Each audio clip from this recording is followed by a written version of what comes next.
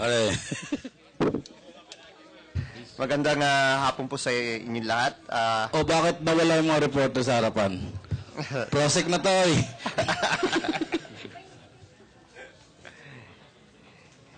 Okay. Magandang hapon po sa inyong lahat. At nakita po natin yung cross-examination po ni Ms. Bayuga with regard to the allowances that she mentioned during the previous day, yesterday. At dito na natin may mapapakita na ang punto po ng aming cross-examination kanina ay gusto natin ipakita na yung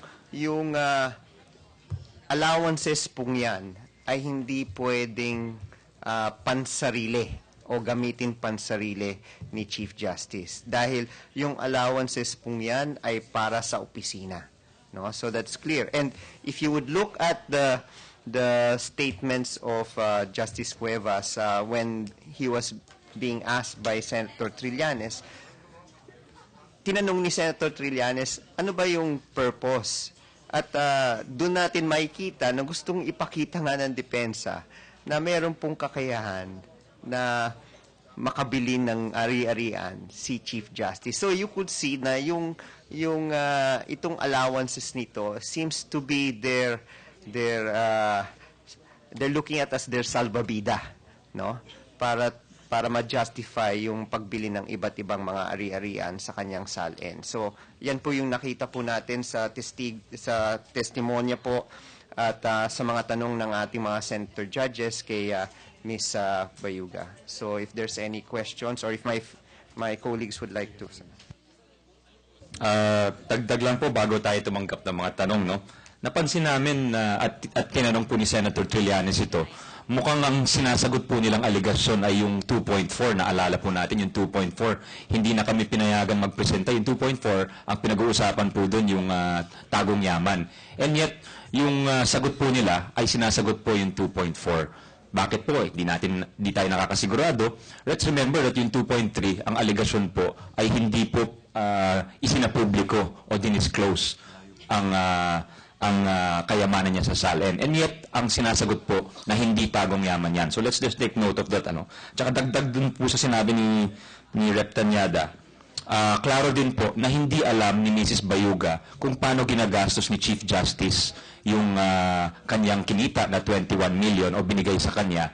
At which only underscores the fact na si Chief Justice lang po ang makakapagsabi kung paano na igastos po yung pera na yon. Hindi po siguro sapat na ipakita na meron siyang natanggap na ganon, pero ipakita po kung saan napunta po yung pera na yon. Dahil sinabi nga ni Senator Trillanes, sigurado naman marami pong gastusin yon bilang Chief Justice, yung condominium dues, yung household expenses, panggasolina, etc. etc. Siguro po, parang panghuli na lang, nasabi na ng mga kasama ko, pero makikita na natin yung pattern, yung pattern ng defense, particularly for Article 2, is ipakita nila una na bakit yung mga properties dun sa Marikina ay hindi dineclare, ay sabi nila na ibenta na dun sa taong ito. Na nakita naman po natin kahapon na imbis po na si Mr. Vicente ay nakapagdala ng mas malinaw na explanation, ay lalo pang parang tila lumabo yung usapin kung talaga nagkaroon ng paglipat ng property. Nasa pangalan pa rin po ni Mrs. Corona ang tax declaration, nasa pangalan pa rin po ni Mrs. Corona. Yung notary na pinag-uusapan po doon, na notarized ng deed of absolute sale, ay tila based on the certification ng Makati Clerk of Court, ay hindi authorized o walang lisensya. Si Mr. Vicente ay katakataka 22 years. Siya ang bumili ng lupa. He is a man of above average intelligence. Bumibili siya ng mga bahay at lupa based on his own testimony. He should be the first one to ensure na malipat sa kanya yung titulo. Pero dahil daw mahal, ay hindi niya mailipat. Pero when faced with the fact that it only costs 3,000 pesos or less than that, at ang binabayaran niya every year na real estate taxes sa Marikina ay umaabot ng 10,000, parang hindi naman ata katanggap-tanggap na inuna mo bayaran ng 1 milyar kaysa bayaran mo yung transfer tax ng 3,000 na would have ensured na malipat na ang titulo sa pangalan mo. tingin ko kahit saan tayo magpunta, kahit sinong tao, kapag bumili ka ng isang ari-arian, more than 2,000 square meters ang kabuuan niyan. Kung talagang ikaw ang bumili niyan, your very first instinct is to make sure that the title is transferred in your name. But that did not happen. Hindi ho namin alam kung may relasyon na sila magpinsan ni Chief Justice. Hindi nangangahulugan na matagal na siyang nandun, na ibig sabihin siyang may-ari. But like I said, instead of it helping the defense in showing na kaya siya hindi diniklara dahil hindi na sa kanila, ay parang tila lalo pang lumabo kung talagang totoong nagkaroon ng lipatan. 1992, 1990 na benta, pero 1992, dineclare pa rin nila. Meron silang sinasabi minsan na kaya daw merong 1992 na na-declare sa SALN na Marikina, baka yan po yung Ayala Heights. Pero yung Ayala Heights property ay binenta nila nung dekada 2000 na, around 2001, 2002, nung ibinenta yon. Pero nowhere does it show up after 1992 sa SALN din. So sabi nga po namin, parang sa kanilang pagpapaliwanag, talagang balubaluktot na minsan na pag kumaliwa sila, meron hong hindi may paliwanag. Pag kumanan sila, hindi rin may paliwanag. So it really just supports the fact that the Chief Justice has to really show up to be able to explain all of this. Especially since yung deed of absolute sale, testigo din siya doon. Nakapirma na naman siya, nandun ang kanyang pirma doon sa deed of absolute sale na yon, ay importanteng magpakita siya. Paukol din po kay Ginoong Vicente na tumistigo kahapon. Yung notary public po, pag talagang naipakita po na hindi po, wala po talagang ganyong notaryo, ang implikasyon po nun sa batas ay, pag may notaryo kasi, considered public document po ang isang kontrata. Bagamat yan ay between two private individuals o dalawang pribadong individual, pag once na notaryo yan, yan ay considered public document. Ang implikasyon po niyan, pag public document, pwede ipresenta sa korte at may presumption na valid at totoo yung sinasabi niya. Kahit na hindi na ipresenta yung parties sa isang kontrata. Pag napakita po na yung notaryo ay hindi ayon sa certification ng Makati office, walang ganong klaseng notaryo, nagiging pribadong dokumento yan. At although tama yung depensa nung sinabi nilang ito ay valid between the parties, ang implikasyon po niyan, wala tayong public record niyan. Kung sinasabi po doon na nangyari yun noong 1990, sila lang ang nakakaalam po doon. Sino po yung dalawang nakakaalam nun? Yung isa nasasakdal po dito. Sino yung pangalawa? Witness o testigo nung nasasakdal.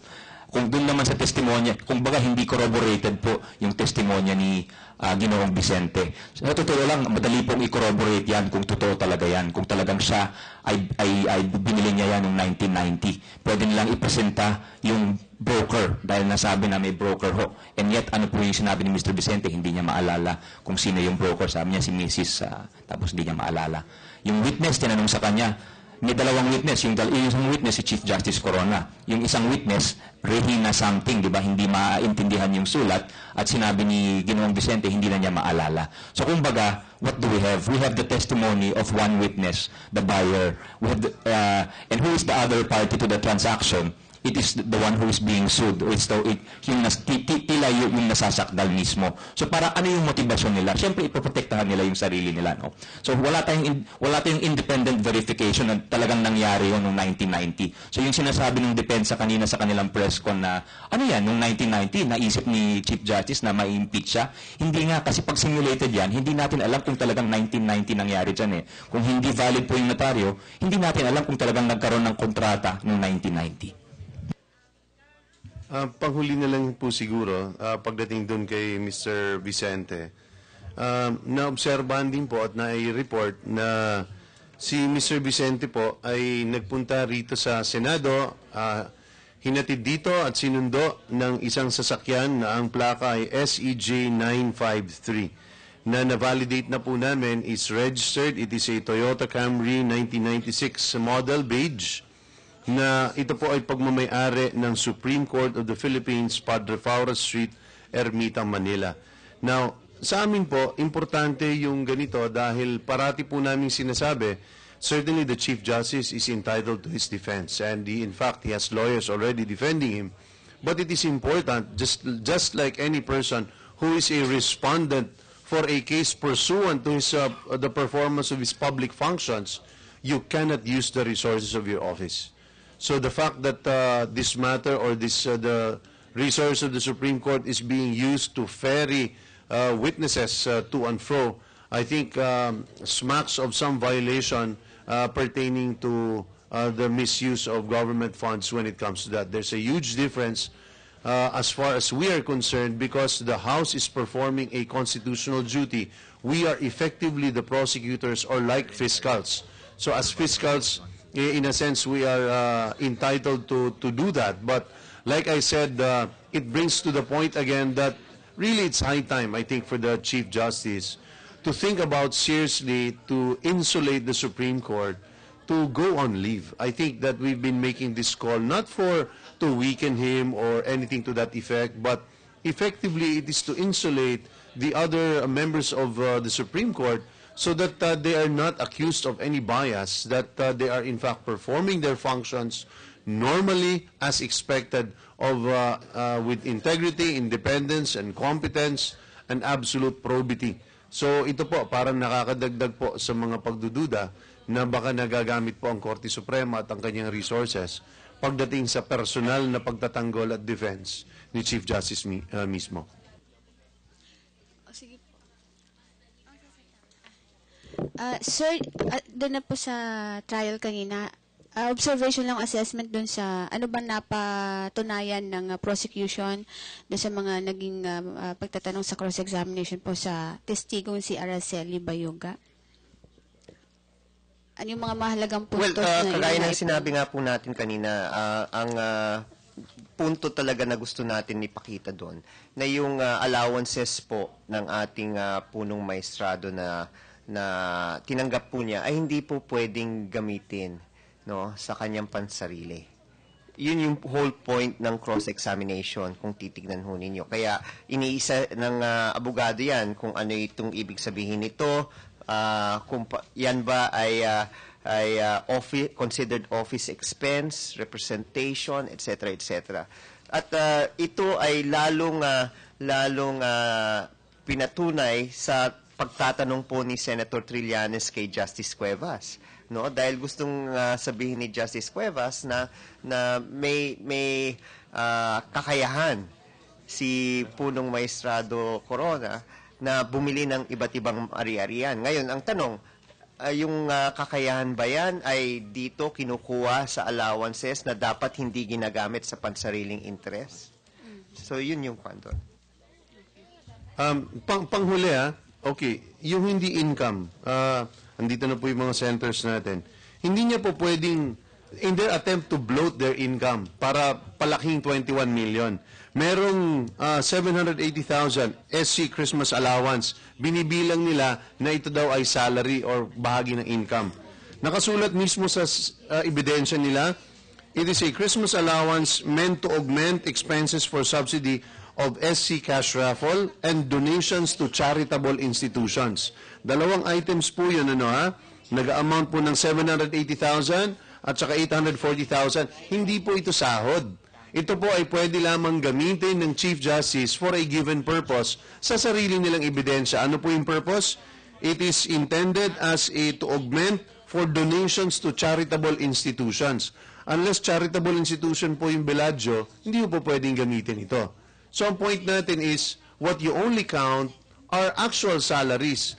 There is an attempt in our mind to bloat his salary to mislead the senator so that the senators will think he has actually 21 million. But if you actually remove all the given miscellaneous expense accounts yun kumbaga expense, it is intended, pag pinipirma mo, sinasabi mo na ginamit ko ito for a given purpose. Hindi ito po pwede mong i-deposito, hindi mo pwede ipambili, tulad nitong dalawang ito. Pwede mo ba ipambili ng ibang bagay? Pwede mo ba i-deposito? Hindi.